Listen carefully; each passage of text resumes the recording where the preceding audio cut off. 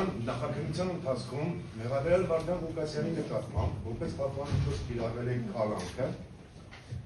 եւ սահմանափակվել է հաղորդակցությունների իրավունքը բացառությամբ մեծավոր ազգական ընտանիքի անդամների։ Դատարանների կողմից արձանագրվել է, որ քրեական բարույթում առկա են բավարար փաստական տվյալներ, որոնք վկայում են այն մասին, որ Մեղադրյալը առնչություն ունի իրեն մեղսագրվող անձավոր արարքի կատարման հետ։ Ընդ որում այս Արաքելյանի դատարանի որոշումը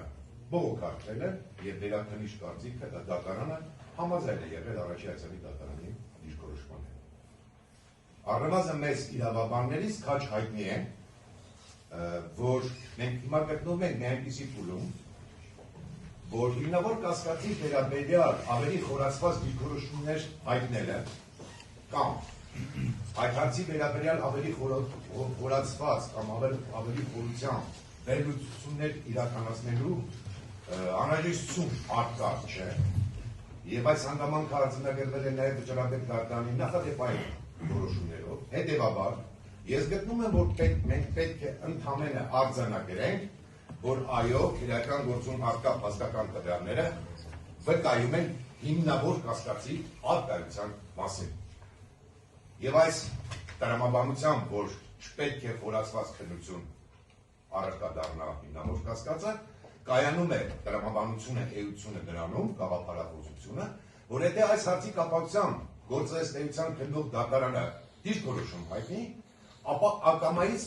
ստացվի արդեն որոշակի կամ կդիտարկվի առնվազն կողմնակալ դատարան։ Հետևաբար,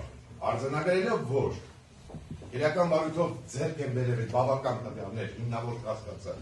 հաստատելու համար, պատվաժան դատարան ձեռք մտորությամբ անցնեմ հապարմիջոց կիրառված կալանքի հիմքերի։ Շնորհակալություն։ Եվ պետք է կրկին արձանագրեմ, որ Արաքելյանի դատարանի կողմից բարույթ իրականացնող մարմնի միջնորդության քննարկման արդյունքում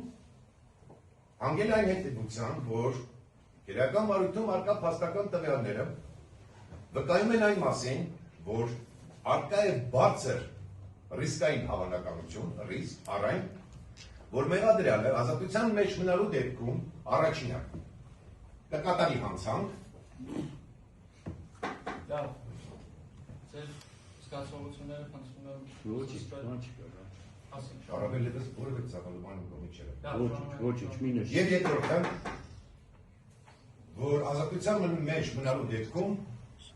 չի կատարի Հայաստանի Հանրապետության քրեական դատավարության օրենսգրքում որպես Մեղադրյալ իր վրա դրված պարտականությունները, այդ թվում անօրինական ազդեցություն հնարավոր է գործադրի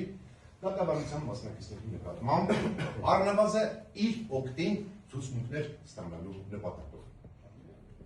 Արաքելյանի դատարանի այս արձանագրումները եւ առհասարակ որոշումը հարգելի պաշտպանների կողմից բողոքարկվել է վերաքննիչ դատարան եւ վերաքննիչ դատարանը ամբողջությամբ իր համաձայնություն է տվել Արաքելյանի դատարանի արձանագրումներին։ Եվ դրանից հետո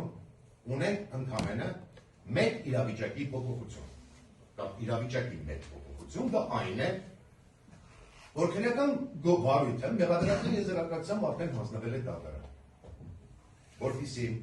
այս հանգամանքը չարծացվի եւ որևէ կերպ փորձ չարվի դիտարկել, որ գործը Մեղադրական եզրակացությամբ դատարան հանձնելը արդեն այնպիսի իրավիճակի փոփոխություն է, էական փոփոխություն,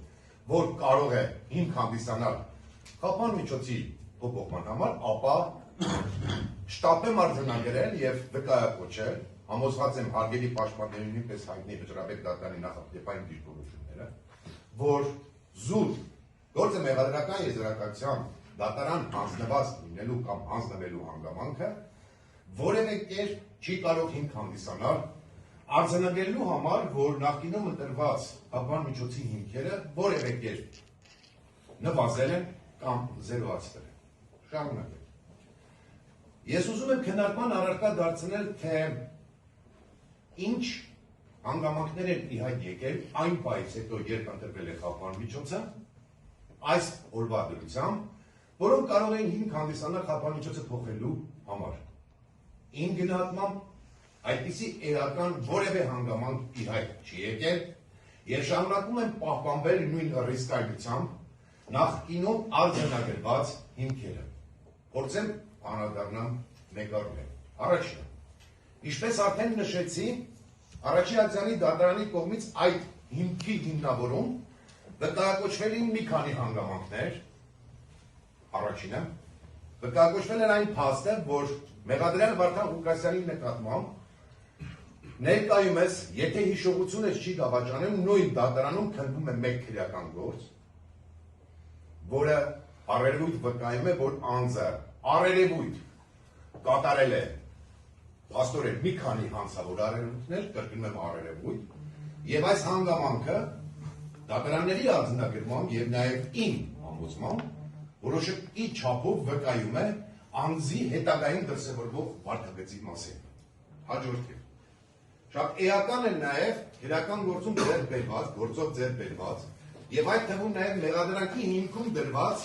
ապացույցների իհարկե ոչ բովանդակային, բայց այդ ապացույցներից որոշակի փաստերի վկայակոչում, որը իմ կարծիքով հաստատում է այդ հիմքի բարձր ռիսկայնությունը։ Մասնավորապես, օպերատիվ հետախուզական միջոցառումների արդյունքում ունենք խոսակցություններ, որից մասին համոզված եմ եւ դատարանն է արդեն հասցրել որոշակի ոչ ամբողջ բնույթով եւ հարգելի պաշտպանները ցանկացել, որոնք վկայում են կամ ավելի ճիշտ, ավելի կոնկրետ, որոնցում մեղադրյալ Վարդան Ղուկասյանը խոսում են նաեւ հետագայում անօրինական գործողություններ առերևույթ հանցավոր հանրակներ կատարելու մասին։ Եվ այս երկու հանգամանքների համակցությունը ինքորին համոզմանք այո վկայում է, որ արտա է եղել այդ հիմքը բարձր հավանականությամբ եւ այս պահի դուրսությամբ շարունակում են դրանց իրավաչության պայմանները խափան միջոցի եւ այդ ռիսկը այո հիմքը նույն ռիսկայնությամբ պահպանվում է։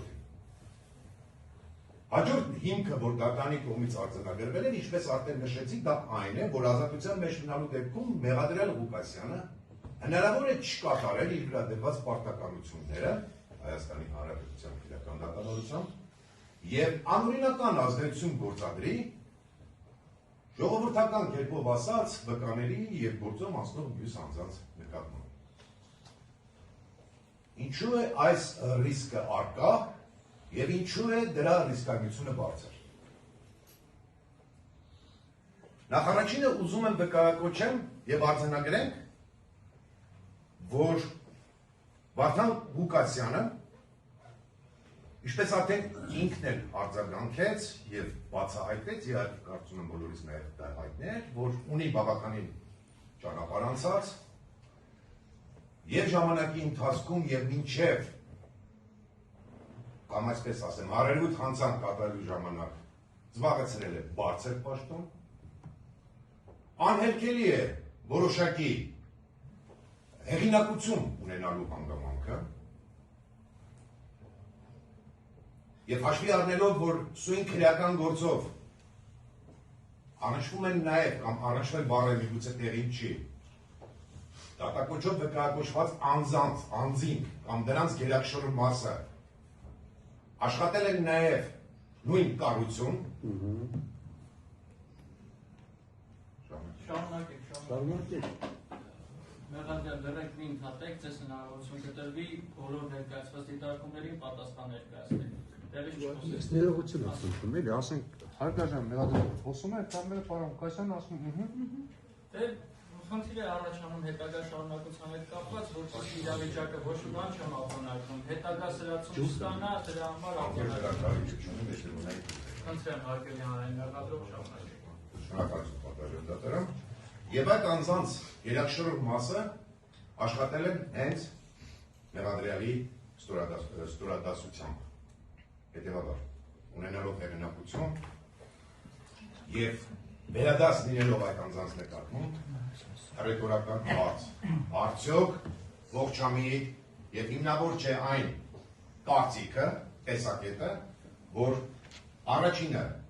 Մեղադրյալը ունի ազդեցություն գործադրելու հնարավորություն, գործիքակազմ եւ արդյոք նման քայլի չի գնա, քայլը լավ իմաստով իր օգուտ ուսումներ ստանալու նկատակցության կազմում ներկայացնելու։ Առնվազն այս փուլում այս հանգամանքները միանշանակ տեսանելի են, կարծում եմ անաչափ ցանկացած անձի մոտ անվերապահորեն կառաջացնեն այն տեսակետները, կարծիքները, որը հիմա ես բարձրաձայնում եմ եւ պատվաժան դատարան գտնում եմ։ Ստիպած պետք է կրկնվել։ Այս պահի դրությամբ առնվազն ի հայտ չեն եկել այնպիսի նոր հանգամանքներ, որոնք այս ռիսկերը կարող էին որոշակի չափով նվազեցնել, ընդհուպ հասցնել զերոյի։ Ամփոփելով խոսքս պատվաժան դատարան գտնում եմ, որ դերևս իմ կողմից բարձրաձայնված հիմքերը առկա են, դրանք նույն ռիսկայնությամբ պահպանվում են, հետևաբար պատվաժան դատարան գտնում եմ, միջնորդում եմ, որ մեղադրյալ Վարդան Ղուկասյանի նկատմամբ որպես թափառու միջոց կիրառված կալանքի ժամկետը երկարաձգել։ Եվ կարծում եմ այդ ժամկետը պետք է երկարաձգվի 3 ամիս ժամանակով, ինչու։ Ինչու։ Մեղադրյալ ոտքի կանգնեք։ Ես չեմ կարող, որովհետև ամենը դերեկոտրել են ստեղ իրան թերը չի կարելի։ Լավ, եղա։ Ոտքի կանգնեք, դատան Ասեք։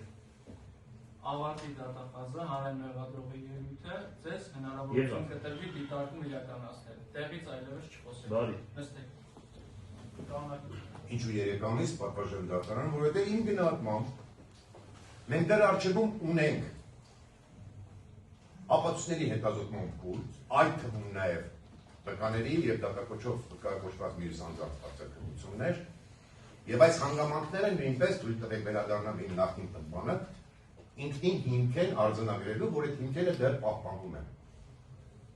Եվ 3 ամիս իմ պատկերացմամբ անհրաժեշտ է ևս կալանքի ժամկետի երկարաձգում, որովհետև ապացույցների բազայի սպառումը կարծում եմ հնարավոր է իրականացնել հենց այդ ժամանակ։ Եվ միայն դրանից հետո գնահատելով ստեղծված իրավիճակը կամ ի հայտ եկած հանգամանքները կարելի է կրկին քննարկման առարկա դարձնել այս հարցը եւ հանգել նոր եզրահանգումների։ Պատվաժան դատարան միևնույն ժամանակ մեկ նախադասությամբ ցանկանում եմ նշել, որ իմ գնահատմամբ այլընտրանքային որևէ խախտման միջոց իզորու չէ այս փուլում պատշաճ վարքագիծ ապահովել մեղադրյալ Վարդան Ղուկասյանի համար եւ հետեւաբար դրանց ավելի մանրակրկիտ անդրադառնալու կարիք չունեմ։ Իհարկե ես համոզված եմ, ինչպես իրավացիորեն նշեց պատվաժան դատարանը, շատ պրոֆեսիոնալ պաշտպաններ ունենք ներկա դատարանում, համոզված եմ, որ նրանք այլ դիրքորոշումներ են հայտնելու, այլ տեսակետներ են բարձրացնելու եւ կխնդրեմ պատվաժան դատարան այդ ամենը լսելուց հետո հնարավորություն ընձեռնել դրանց վերաբերյալ կարծիքներ։ Շնորհակալ եմ։